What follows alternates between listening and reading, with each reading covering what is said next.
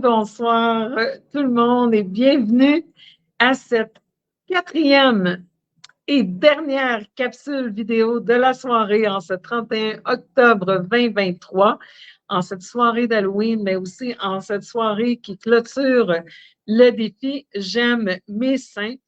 Eh bien, défi relevé, 31 capsules en 31 jours. C'est sûr que ce soir, c'est un sprint, c'est un marathon de capsules vidéo, mais on a fini à temps. Je vous avais dit qu'on ferait les 31 dans 31 jours et on y est arrivé. Contre vent et marée, vous savez que les conditions dans lesquelles je travaille en République ne sont pas toujours optimales pour livrer de la marchandise en temps voulu, mais la volonté aidant, on arrive à la dernière capsule et on est encore dans le 31 octobre. Alors, j'aurais aimé vous faire deviner le titre ou le sujet de cette dernière capsule vidéo, mais le titre a vendu la mèche parce qu'évidemment, je dois retrouver ensuite les capsules pour pouvoir les archiver correctement. Alors, le titre a vendu la mèche pour moi, donc ça va être facile à deviner que pour cette dernière capsule vidéo, il va être question du facteur le plus important pour prévenir toute maladie, pour guérir toute maladie, le cas échéant, et c'est l'amour. L'amour et la gratitude, on va mettre les deux éléments ensemble. Et vous allez dire, comment ça qu'elle nous parle d'amour dans le défi J'aime mes seins? Bien, ça fait souvent que je vous parle de cette fracture entre l'âme et la personnalité. Et c'est certain qu'après 25 ans de pratique clinique, 25 ans au cours desquels j'ai accompagné beaucoup de femmes durant leur cancer du sein, plusieurs qui étaient mes patientes que j'avais accompagnées durant les grossesses que j'avais accompagnées, même en fertilité, le temps où je faisais même de l'accompagnement à la naissance des femmes auxquelles j'avais participé à leur accouchement. Et éventuellement, quand on a 25 ans de pratique clinique, eh bien, il se passe beaucoup de choses dans la vie d'une femme durant 25 ans. Et donc, certaines qui ont malheureusement eu des diagnostics. Vous savez qu'en ce moment, c'est une femme sur 8 qui est diagnostiquée au Québec avec un cancer du sein et une sur 34 qui en décède. Et vraiment, ça n'a pas lieu d'être. Ça n'a pas lieu d'être parce que, comme on l'a vu depuis le début, c'est 5 à 15 dans le gros maximum des cas des femmes euh, euh, qui ont un cancer du sein auquel on peut rajouter la génétique comme facteur le plus important. Donc, ça veut dire que dans 85 des cas à 95 des cas, on pourrait prévenir le cancer du sein en agissant sur les paramètres de notre vie, en connaissant, par exemple, notre épigénétique, ce qu'on peut faire grâce à des tests comme Love My Health, et en mettant en application les différents trucs que je vous ai donnés, que je vous ai partagés au fil de ce défi durant le mois d'octobre, que ce soit au niveau alimentaire, au niveau de réduire l'alcool, de pratiquer l'activité physique, de mieux gérer notre stress, d'incorporer des crucifères, des fibres, des probiotiques. Bref, on a parlé de plein de choses qui vont évidemment favoriser notre santé. Mais comme je vous l'ai souvent répété, quand on est dans cet état de désalignement, quand il y a cette fracture entre notre âme et notre personnalité, ça crée un espace où la maladie peut s'insérer. La maladie, surtout dans le cas du cancer, et particulièrement le cancer du sein, la maladie vient livrer un message. La maladie vient nous dire qu'on est dans cet état de fracture entre l'âme et la personnalité. On est dans un état de désalignement profond. La vie qu'on vit au quotidien, la personnalité qu'on endosse au quotidien pour faire face au monde n'est pas en congruence avec nos valeurs profondes, n'est pas en congruence avec la mission que notre âme est venue réaliser. Donc, il y a une discordance entre qui on est à l'intérieur et notre manière d'agir et d'être et de nous exprimer à l'extérieur. Donc, il faut retrouver cet état de cohérence. Et habituellement, lorsqu'on est dans cet état de fracture, ce qu'il y a derrière tout ça, en réalité, c'est la peur. Je vous ai souvent aussi répété que dans l'univers, il y a deux polarités, l'amour et la peur. On pense que l'opposé de l'amour, c'est la haine, mais l'opposé de l'amour, c'est la peur.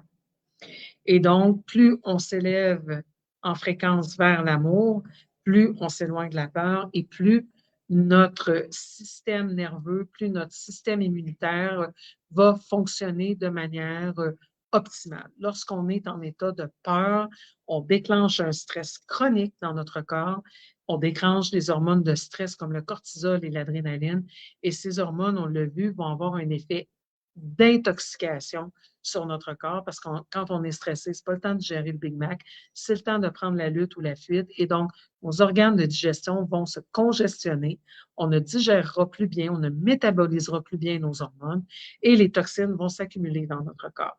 En plus de ça, ces mêmes hormones vont générer aussi des toxines. Et en plus de ça, une hormone comme le cortisol va être très détrimentale lorsqu'elle est sécrétée de manière chronique parce qu'elle fait réduire notre taux de mélatonine qui favorise donc notre sommeil, notre régénération et qui a un potentiel antioxydant et protecteur au niveau du cancer du sein. Donc, le fait d'être dans la peur, ça a un effet complètement contraire à ce qu'on essaie d'atteindre avec la prévention ou, le cas échéant, la guérison du cancer du sein. Alors, comment ne pas être dans la peur? Bien, il faut être dans l'amour. Alors, on n'a pas le choix que de finir. On devrait débuter et finir un défi comme celui-ci en parlant d'amour parce que l'amour, ça a un effet démontrable. Il y a une étude qui a été publiée un peu partout, mais qui a initialement été publiée dans Psychoneuroendocrinologie en 2020. Une étude très intéressante qui a été faite sur 150 femmes qui avaient un diagnostic de cancer du sein et on mesurait différentes hormones dans leur organisme, différents paramètres de santé. Et on a vu que plus les femmes exprimaient une satisfaction par rapport à leur relation de couple, plus le taux d'hormones de stress diminuait et plus l'inflammation aussi diminuait. On sait que plus le stress est élevé et plus il y a d'inflammation, plus le cancer va flamber rapidement, moins bon sera le pronostic de cancer. Donc, on savait déjà, grâce à d'autres études, que chez les femmes qui avaient déjà été diagnostiquées, le taux de survie était le meilleur chez les femmes qui étaient mariées avec enfants. Ensuite, chez les femmes qui étaient seulement mariées, et le moins bon taux de survie était chez les célibataires. Évidemment, ça ne veut pas dire que si on est célibataire, on a plus de risques de mourir du cancer du sein, mais ça veut dire qu'on devra travailler plus fort pour avoir un réseau de soutien parce que cet aspect de soutien et d'appui quand on a un diagnostic comme un diagnostic de cancer est absolument primordial en termes de nos chances de guérison et nos chances de survie. Alors, évidemment, on parlait du taux de satisfaction de la relation parce qu'il a aussi été démontré que si on est dans une relation toxique, ça va avoir un impact négatif sur notre santé. Donc, l'idée, c'est pas juste d'être en couple pour être en couple, mais si on est dans un couple qui fonctionne bien, c'est démontré qu'on a une meilleure chance de survie au niveau d'un diagnostic de cancer. On n'a pas fait l'étude, évidemment, en prévention, mais si on sait que le fait d'être heureuse en couple réduit notre taux de stress et donc notre taux de cortisol et réduit le processus inflammatoire dans notre corps, eh bien, c'est une bonne disposition pour prévenir évidemment des maladies comme le cancer ou le cancer du sein. Un autre facteur à considérer aussi, c'est que des fois, quand on est célibataire, on a tendance à, parfois, je ne dis pas pour tout le monde et tout le temps, mais il arrive qu'on s'alimente moins bien parce que des fois, on est fatigué, puis on se dit, ah, préparer un repas juste pour moi, puis on se contente d'un bol de céréales ou on se contente d'un petit quelque chose. Des fois, on ne prend pas le temps de se préparer une belle salade, puis de faire cuire nos légumes, de se faire des beaux potages. Et donc, des fois, ça aussi a un impact.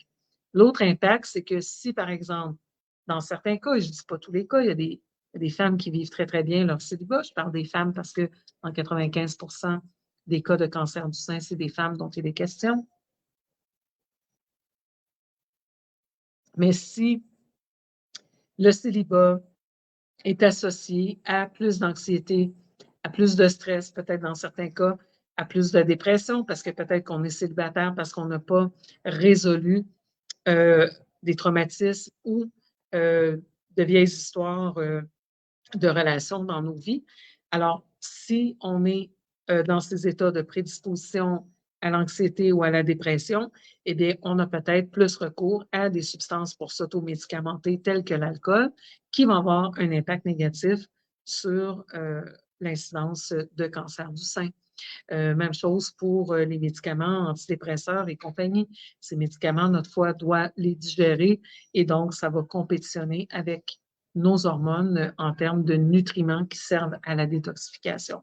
Alors, c'est sûr que le fait d'être heureuse, l'effet de rejoindre cet état d'amour, et c'est pas obligé d'être exclusivement en couple, de se sentir dans un état d'amour. Hein. On peut être en amour avec la vie. Moi, je suis en amour avec mes hibiscus, je suis en amour avec la musique, je suis en amour avec la mer, je suis en amour avec plein d'affaires. Donc, il y a des personnalités comme la mienne qui sont plus exaltées, qui tombent plus facilement amoureuses, mais l'idée, c'est d'augmenter notre taux vibratoire. On peut avoir aussi des amitiés qui sont très satisfaisantes. L'amour, ça peut être l'amour au sens large, ça peut être tes professeurs et tu as une relation très satisfaisante d'amour inconditionnel avec tes étudiants ou avec tes patients, si tu es infirmière, ou bon, peu importe. Et donc, l'idée, c'est d'être le plus loin possible de la peur et de la colère et le plus près possible de l'amour. Et comme malheureusement, on ne peut pas induire l'amour sur mesure, bien que je lisais une étude sur les souris, une étude qui avait été réalisée chez les souris parce que ils ont essayé, ils ont induit des cancers, évidemment, comme ils le font chez les souris de laboratoire. Et ils ont vu que lorsqu'ils sacrifiaient une des deux souris, il y avait des développements de cancer et que lorsque les souris étaient en couple, ça avait un effet suppresseur de tumeurs. Donc, ils voulaient voir si ces résultats-là étaient extrapolables chez l'humain. Évidemment, ils ne nous auraient pas proposé d'être en couple et nous donner de la thérapie de couple gratuite, mais ce qu'ils veulent faire, les pharmaceutiques étant des pharmaceutiques, c'est trouver quel gène est activé par l'effet d'être en couple et donc pour nous donner des médicaments pour pallier à ce gène, imaginez-vous donc, pour réduire notre risque de cancer du sein ou notre prognostic de cancer du sein, on prend la pilule au lieu d'être en couple. Et bien voilà, on prend la pilule, puis peut-être les poupées gonflables, et donc tous les moyens palliatifs qu'on essaie d'inventer et de breveter pour essayer de nous vendre la santé sous une forme ou sous une autre, alors que les versions naturelles sont toujours tellement supérieures. Mais donc, comme on ne peut pas nécessairement nous vendre l'amour en petites pilules, le cas échéant, l'alternative, ça serait évidemment la pratique de la gratitude. Alors, il y a des études, il y en a une qui a été réalisée en 2016, entre autres, qui montrait l'impact de la pratique de la gratitude avec un journal de gratitude positif chez les femmes qui avaient déjà obtenu un cancer, un diagnostic de cancer du sein. Évidemment, en prévention, c'est plus dur à évaluer, mais on sait que la gratitude aussi réduit le stress, la dépression, l'anxiété, a plein d'impacts positifs, même sur le corps physique. Ça fait déjà quelques années que ce courant de psychologie positive est à l'œuvre. Et moi, je lance à toutes les années, les 21 derniers jours de l'année. Vous allez voir, j'ai un groupe Facebook qui s'appelle Défi 21 jours de gratitude pour qu'on finisse l'année avec la publication de nos gratitudes quotidiennes pour se mettre dans cet état. Et dès la première année que j'ai fait ce défi, ça fait, je ne sais pas, 7-8 ans que je fais ça, j'ai noté l'impact sur moi, c'était incroyable parce que c'est pas évident les 2-3 premières journées quand tu dois trouver 3 choses, personnes, événements, peu importe, pour lesquelles tu éprouves de la gratitude. Bon, les premières journées, c'est facile. Ma santé, mon fils, mon passeport canadien, mon dernier voyage à Cuba, blabla. Mais 21 jours, ça fait quand même quoi, 63 choses à éprouver de la gratitude pour.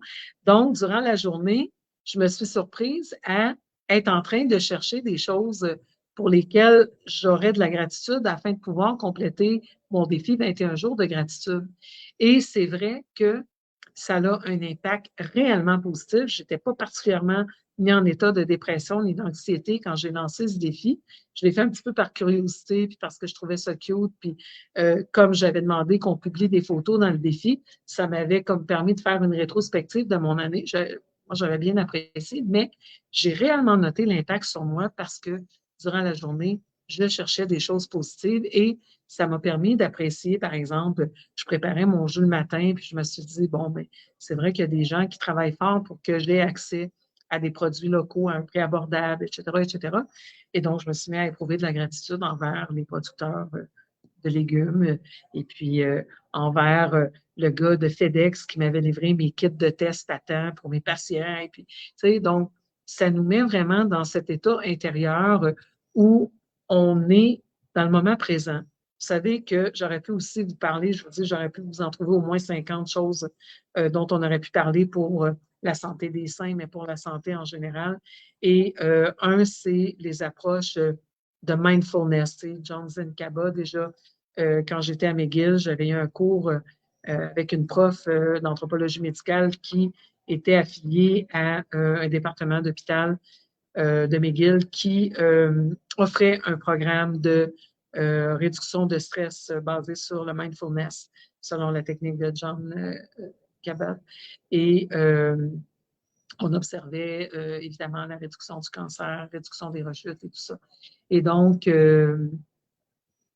ces techniques qui nous permettent de ramener notre esprit dans le moment présent et spécialement de focusser sur la gratitude et d'élever nos vibrations vers l'amour ont clairement un effet protecteur au niveau du cancer du sein, au niveau des rechutes de cancer du sein, au niveau de la guérison. Vous savez, quand on est clinicienne depuis aussi longtemps que moi et qu'on a axé notre pratique sur la santé hormonale, sur la santé des femmes, et donc on a accompagné beaucoup de femmes dans des cancers du sein, des cancers hormonodépendants, mais des cancers du sein. Souvent, on m'a posé la question, à savoir si ça m'arrivait, est-ce que je procéderais à des traitements de chimie ou de radio, le cas échéant. Et je dis toujours que c'est une décision qui est hautement personnelle parce que déjà, au fil de mes 25 ans de pratique, ma philosophie a beaucoup évolué parce que à toutes les années, j'en apprends davantage. À toutes les années, j'ai plus d'expérience de cas de femmes que j'accompagne.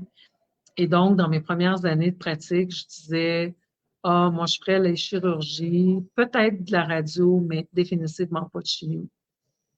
Et l'été dernier, j'ai été confrontée personnellement à une situation où j'avais des écoulements d'un mamelon qui était très important. Et ma mère biologique est décédée d'un cancer du sein. Elle a été diagnostiquée à mon âge. Et j'avais vécu des situations très stressantes, comme vous le savez, dans les dernières années. Donc, j'ai beaucoup hésité avant de partir du Québec à savoir si j'allais pour une biopsie ou si je n'allais pas. Et après en avoir discuté avec mon fils, j'ai opté pour ne pas avoir de biopsie et pour traiter mes seins comme je sais le faire. Et tout est revenu à la normale, Dieu merci. Et j'ai vu qu'à ce stade-ci, je ne procéderai même pas personnellement ni à une mammographie, ni à une biopsie, qui est le seul moyen d'obtenir hors de tout doute un diagnostic de cancer du sein. Et donc, en fonction d'où on est rendu dans notre réflexion, en fonction d'où on est rendu dans notre vie de manière générale, notre idée peut changer. Et ça, c'est extraordinaire de s'octroyer à soi-même le droit de changer d'idée. Vous savez, c'est une chose de parler de manière hypothétique et c'est une autre chose quand on reçoit un diagnostic comme celui-là. Alors, on ne peut pas prédire d'avance qu'est-ce qu'on ferait si on était confronté à cette situation. Mais mon travail à moi, c'est de vous accompagner dans votre processus décisionnel et non pas de l'influencer parce que chaque personne doit vivre son processus. Et j'ai assez d'expérience comme clinicienne pour savoir que on a les réponses en dedans de nous. C'est comme je vous disais, quand je demande aux gens pourquoi vous avez le cancer, dans la plupart des cas, les gens vont me dire depuis tel événement est arrivé ça, depuis, on le sait en dedans de nous. Alors, comme on sait pourquoi on a le cancer, on sait comment s'en sortir. Il y a des fois où les choix qu'on a à faire et les décisions nous paraissent trop élevés, le coût nous paraît trop élevé et on peut choisir de laisser la maladie suivre son cours, à un niveau conscient ou à un niveau inconscient. Donc, mon processus, c'est de vous aider à connecter avec cette intuition en vous qui va vous dire quelle est la meilleure approche pour vous à ce moment-ci de votre vie. Parce que moi, ce que je ferais comme clinicienne de 25 ans de métier spécialisée là-dedans, c'est clairement pas le même niveau de réflexion et de confort face à ma décision que pourrait être le vôtre. Parce que la pire chose qui pourrait arriver, c'est que vous preniez une décision avec laquelle vous n'êtes pas pleinement conforme, que ce soit parce que vous travaillez avec moi, puis que vous voulez faire tout naturel d'un point de vue philosophique, mais que dans votre cœur, votre intuition vous dit non, tu devrais peut-être faire les deux. Que ce soit parce que vous aimeriez ne pas avoir recours à la chimio, mais vos enfants, d'autres membres de votre famille vous mettent de la pression pour que vous optiez pour la chimio. Ça ne fonctionne jamais très bien, vous savez. Parce que, comme je vous dis, on a les réponses en nous et notre âme sait ce dont on a besoin pour se guérir. Et donc, mon travail, c'est juste de vous aider à reconnecter avec l'appel de votre âme.